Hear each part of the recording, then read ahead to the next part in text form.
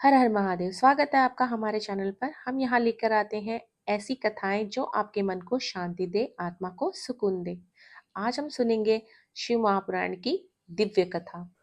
हम आरंभ कर रहे हैं शिव महापुराण के श्री रुद्र संहिता के तृतीय खंड का 27वां अध्याय, पार्वती जी का क्रोध से ब्राह्मण को फटकारना। पार्वती जी बोली, हे ब्राह्मण देवता, मैं तो आपको परम ज्ञानी महात्मा समझ रही थी, परंतु आपका भेद मेरे सामने पूर्णतः खुल चुका है। आपने शिव जी के विषय में मुझे जो कुछ भी बताया है वह मुझे पहले से ही ज्ञात है, पर यह सब बातें सर्वथा झूठ है, इनमें सत्य कुछ भी नहीं। आपने तो कहा था कि आप शिव जी को अच्छी प्रकार से जानते हैं। आपकी बातें सुनकर लगता है कि आप झूठ बोल रहे हैं, क्योंकि ज्ञानी मनुष्य कभी भी त्रिलोकीनाथ भगवान शिव के विषय में कोई भी अप्रिय बात नहीं कहते। यह सही है कि लीलावश शिव जी कभी कभी अद्भुत वेश धारण कर लेते हैं, परंतु सच्चाई तो यह है कि वे साक्षात परम ब्रह्म वे ही हैं। परमात्मा वो ही हैं। उन्होंने स्वेच्छा से ही ऐसा वेश धारण किया है। हे ब्राह्मण, आप कौन हैं जो ब्राह्मण का रूप धारण करके मुझे छलने के लिए यहाँ आए हैं? आप ऐसी अनुचित व असंगत बातें करके एवं तर्क वितर्क करके क्या साबित करना चाहते हैं? मैं भगवान शिव के स्वरूप को भली भांति जानती हूँ। वास्तव में शिव जी निर्गुण ब्रह्म है। समस्त गुण ही जिनका स्वरूप हो, भला उनकी जाति कैसी हो सकती है? शिव जी तो सभी विद्याओं के भंडार है, भला फिर उनको विद्या से क्या काम हो सकता है?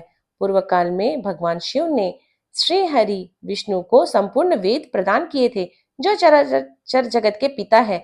उनके भक्त जन मृत्यु को भी जीत लेते हैं, जिनके द्वारा इस प्रकृति की उत्पत्ति हुई है। वो सभी तत्वों के आरंभ के विषय में जानते हैं। उनकी आयु का माप कैसे किया जा सकता है? भक्त वत्सल शिव जी सदा ही अपने भक्तों के वश में ही रहते हैं। वे अपने भक्तों को प्रसन्न होने पर प्रभु शक्ति, उत्साह शक्ति, मंत्र शक्ति नामक अक्षय शक्तियां प्रदान करते हैं। उनके परम चरणों का ध्यान करके ही मृत्यु को जीता जा सकता है। इसलिए शिव जी को मृत्युंजय नाम से भी जाना जाता है। भगवान शिव की कृपा प्राप्त करके ही विष्णु जी को विष्णु तत्व, ब्रह्मा जी को ब्रह्म तत्व और अन्य देवताओं को देव तत्व की प्राप्ति हुई है। भगवान शिव महाप्रभु है। ऐसे कल्याणमयी भगवान शिव की आराधना करने से ऐसा कौन सा मनोरथ है जो सिद्ध नहीं हो सकता? उनकी सेवा ना करने से मनुष्य 7 जन्मों तक दरिद्र होता है। वहीं दूसरी ओर उनका भक्ति पूर्वक पूजन करने से सदा सदैव के लिए लक्ष्मी की प्राप्ति होती है।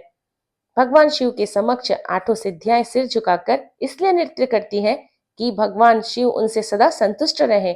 भला ऐसे भगवान शिव के लिए कोई भी वस्तु कैसे दुर्लभ हो सकती है? भगवान शिव का स्मरण करने से ही सबका मंगल होता है। इनकी पूजा के प्रभाव से ही उपासक की सभी मनोकामनाएं सिद्ध हो जाती हैं। ऐसे निर्विकारी भगवान शिव में भला विकार कहाँ से और कैसे आ सकता है? जिस मनुष्य के मुख में सदैव शिव का मंगलकारी नाम रहता है, उसके दर्शन मात्र से ही सब पवित्र हो जाता है। आपने कहा था कि वे अपने शरीर पर चिता की भस्म लगाते हैं। यह पूर्णतः सत्य है, परंतु उनके शरीर पर लगी हुई भस्म जब जमीन पर गिरकर झड़ती है, तो क्यों सभी देवता उस भस्म को अपने मस्तक पर लगाकर अपने को धन्य समझते हैं? अर्थात उनके स्पर्श मात्र से ही अपवित्र वस्तुएं भी पवित्र हो जाती है। भगवान शिव ही इस जगत के पालनकर्ता, सृष्टिकर्ता और संहारक है। भला उन्हें कैसे साधारण बुद्धि द्वारा जाना जा सकता है? उनके निर्गुण रूप को आप जैसे लोग कैसे जान सकते हैं? दुराचारी और पापी मनुष्य भगवान शिव के स्वरूप को नहीं समझ सकते। जो मनुष्य अपने अहंकार और अज्ञानता के कारण शिव तत्व की निंदा करते हैं, उनके जन्म का सारा पुण्य भस्म हो जाता है। हे ब्राह्मण, आपको ज्ञानी महात्मा जानकर मैंने आपकी पूजा की है, परंतु आपने शिव जी की निंदा करके आपके साथ साथ मुझे भी पाप का भागी बना दिया है। आप घोर शिव द्रोही हैं। शास्त्रों में बताया गया है कि शिव द्रोही का दर्शन हो जाने पर शुद्धिकरण हेतु स्नान करना चाहिए तथा प्रायश्चित करना चाहिए। यह कहकर देवी पार्वती का क्रोध और बढ़ गया और वे बोली, अरे दुष्ट, तुम तो कह रहे थे कि तुम शंकर को जानते हो, परंतु सच तो ये है कि तुम उन सनातन शिव जी को नहीं जानते। भगवान शिव परम ज्ञानी सत्य पुरुषों के प्रियतम और वह सदैव निर्विकार रहने वाले हैं। वे मेरे अभिष्ट देव हैं। ब्रह्मा और विष्णु भी सदा महादेव जी को नमन करते हैं। सारे देवताओं द्वारा शिव जी को आराध्य माना जाता है। काल भी सदा उनके अधीन रहता है। वे भक्त वत्सल शिव शंकर ही सर्वेश्वर है और हम सबके परमेश्वर हैं। वे ही दीन दुखियों पर अपनी कृपा दृष्टि बनाए रखते हैं।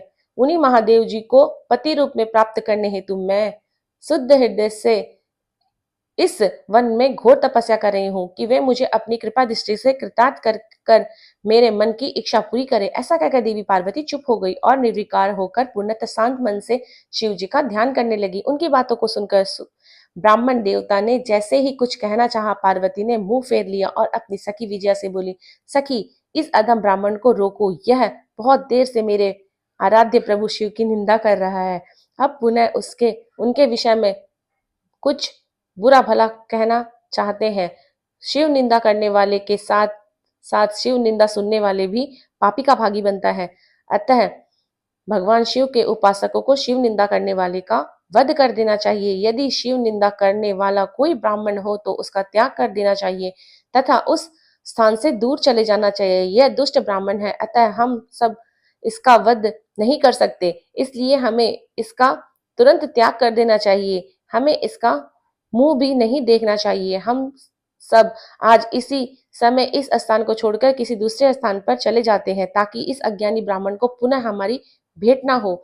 इस प्रकार कहकर देवी पार्वती ने जैसे ही कहीं और चले जाने का उद्देश्य से अपना पैर आगे बढ़ाया, वैसे ही भगवान शिव अपने साक्षात रूप में उनके सामने प्रकट हो गए। देवी पार्वती ने अपने ध्यान के दौरान शिव के जिस रूप का स्मरण किया था, शिव जी ने उन्हें उसी रूप में साक्षात दर्शन करा दिए। साक्षात भगवान शिव को शंकर को इस तरह अनायास अपने सामने पाकर गिरिराज नंदनी पार्वती का सिर शर्म से झुक गया। तब भगवान शिव देवी पार्वती से बोले, हे प्रिय, आप मुझे यहाँ अकेला छोड़कर कहाँ जा रही हैं? देवी, मैं आपकी इस कठोर तपस्या से अत्यंत प्रसन्न हूँ। मैंने भी सभी देवताओं एवं ऋषि मुनियों की आपकी तपस्या और दृढ़ निश्चय की प्रशंसा सुनी है, इसलिए आपकी परीक्षा लेने की ठान कर मैं आपके सामने चला आया हूँ। अब आप मुझे से कुछ भी मांग सकती हैं, क्योंकि मैं जान चुका हूँ आप अप्रियतम सौंदर्य की प्रतिभा होने के साथ साथ ज्ञान, बुद्धि और विवेक का अनूठा संगम है। आज आपने अपने उत्तम भक्ति भाव से मुझे अपना खरीदा हुआ दास बना लिया है। सुस्थिर चित्त वाली देवी गिरजा, मैं आज जान गया हूँ कि आप ही मेरी सनातन पत्नी है। मैंने आपकी बार बार अनेक प्रकार से परीक्षा ली है। हे देवी, मेरे इस अपराध को आप क्षमा कर दे। हे शिवे, इन तीनों लोकों में आपके समान अनुरागिनी कोई नहीं है, ना थी और ना कभी हो सकती है। मैं आपके अधीन हूँ देवी। आपने मुझे पति बनाने का उद्देश्य मन में लेकर यह कठिन तपस्या की है, अतः आपकी इस इच्छा को पूरा करना मेरा धर्म है। देवी, मैं शीघ्र ही आपका परिग्रहण कर आपको अपने साथ कैलाश पर्वत पर ले जाऊंगा। देवानिधि देव महादेव जी के इन वचनों को सुनकर गिरिराज नंदिनी पार्वती के आनंद की कोई सीमा नहीं रही। वे अत्यंत प्रसन्न हुई। हर्ष से उनका तपस्या करते हुए सारा कष्ट पल भर में ही दूर हो गया। उनकी सारी थकावट तुरंत ही दूर हो गई। पार्वती अपनी तपस्या की सफलता और त्रिलोकीनाथ भक्त वत्सल महादेव जी के साक्षात दर्शन पाकर कृतार्थ हो गई और उनके सभी दुख कलेश पल भर में ही दूर हो गए।